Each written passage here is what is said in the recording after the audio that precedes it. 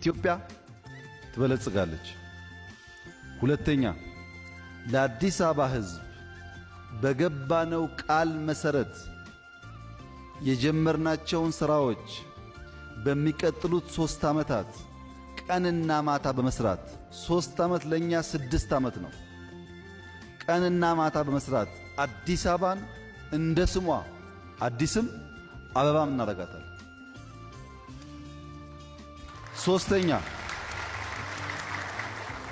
ሶስተኛ አዲስ አበባ ላይ፣ ባህር ዳር ላይ፣ ሐዋሳ ላይ ያሉትን ጅማሮች በብዙ ከተማዎች እናስፋፋለን። በጅጅጋ፣ በጋምቤላ፣ በአሶሳ፣ በሐረሪ፣ በቦንጋ፣ በጅማ ብዙ ከተሞች ውበት እንዲኖራቸው፣ የራሳቸው መለያና መልክ እንዲኖራቸው፣ የሚወደዱ እንዲሆኑ፣ ከውስጥም ከውጭም ሰው እየሄደ የሚያያቸው እንዲሆኑ ከንቲባዎቻችን በተደመረ በሚተጋገዝ እንደ ሀገር በሚያስብ ማንነት ለውጥ እናመጣለን።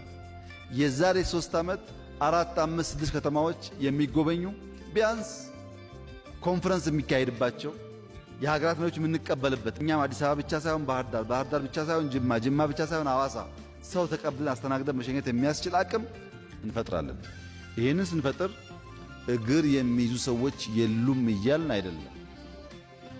እግር ሲያዝ እንዴት ማስለቀቅ እንዳለብን ስለምናቅ ነው እንጂ እግራችን ይዘው የሚያቆሙ ሰዎች አሉ። እነሱን አስለቀቀን ሰርተን ከሰራን በኋላ ደግሞ እነሱ እንዲዝናኑበት ፈቅደንላቸው ወደ አዲሱ ስራ እንሸጋገራለን። የበለጸገች ያማረች ብዙ አማራጭ ያላት ኢትዮጵያን ለልጆቻችን እናሸጋግራለን። በዚህ አግባብ የበለጸገች ያማረች ኢትዮጵያን ለመፍጠር ከንቲቦች ብልጽግና ማለት እናንተ ናችሁ፣ መበልጸግ ማለት ከተሜነት ነው፣ እናንተን ተማምኖ ነው ኢትዮጵያ እበለጽጋለሁ እያለ ያለው። ስርቆት ቀንሰን ቀንከሌት ሰርተን ስራ ፈጥረን አኗኗሪን ነዋሪ አድርገን የበለጸገች ኢትዮጵያን በጋራ ለመፍጠር ከልብ ተነስተን በጋራ እንስራ።